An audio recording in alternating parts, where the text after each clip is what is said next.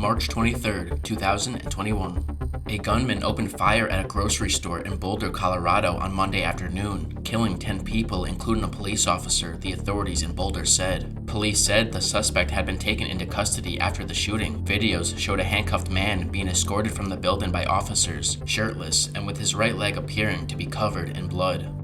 All of a sudden we heard in succession, boom, boom, boom, and by the third one we're like, gotta get out of here. There was loss of life. We have multiple people who were killed in this incident, and I am sorry to have to report that one of them was a Boulder police officer.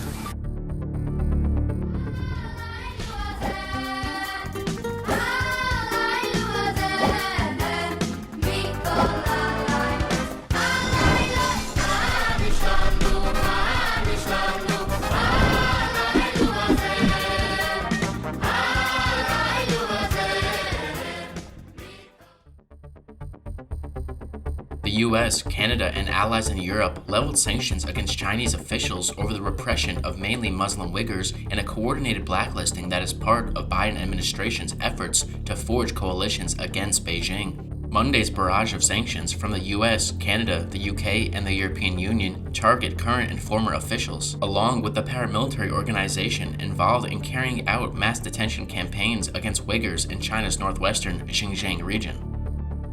Rather than change its policies and address our legitimate concerns, China has again turned a blind eye, and these measures are regrettable and unacceptable.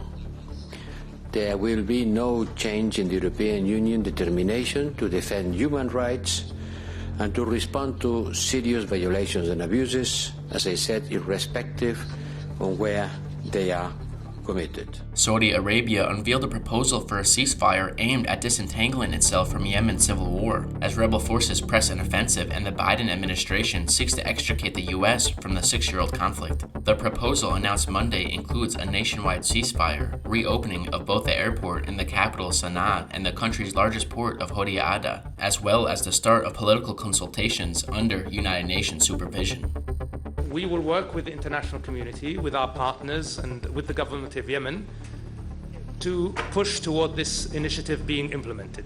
We will do all we can to put the necessary pressure on the Houthis to accept and to come to the negotiating table and to lay down arms, because we believe that a stop to the fighting and a focus on a political solution is the only way forward. We will nonetheless continue to support the people of Yemen and the government of Yemen, and we will continue to protect our borders and our citizens and our infrastructure from Houthi attacks. The Supreme Court on Monday agreed to consider the Justice Department's bid to reinstate a death sentence for the convicted Boston Marathon bomber Dzhokhar Tsarnaev. The court said it would review an appeals court ruling from July that said the death sentence couldn't stand because a trial judge hadn't properly screened jurors about their exposure to pretrial publicity about the case. The JD filed its high court appeal in the final months of the Trump administration, calling the case one of the most important terrorism prosecutions in our nation's history. The justices will hear the case during their next term, which begins in October. New photos released Monday by a Texas House Democrat showed crowded conditions inside a U.S. Customs and Border Protection overflow facility in Donna, Texas, where families with children are being held for processing before the transfer to facilities operated by the Department of Health and Human Services. That's unprecedented to say, just go ahead. They took the biometrics and then they released them. Once people know what's going on, that's going to add fuel to the whole situation, and more people are going to come in. New Yorkers aged 50 and over will be eligible to receive a COVID-19 vaccination starting Tuesday, Governor Cuomo announced this Monday. Cuomo had lowered the eligibility age to 60 from 65 earlier this month, and now lowers it once again to benefit a demographic of New Yorkers looking for the jab and a chance of normalcy. Tomorrow, and I want to highlight this, vaccines will be available for people 50 years old and above. So we are dropping the age as we're vaccinating more people.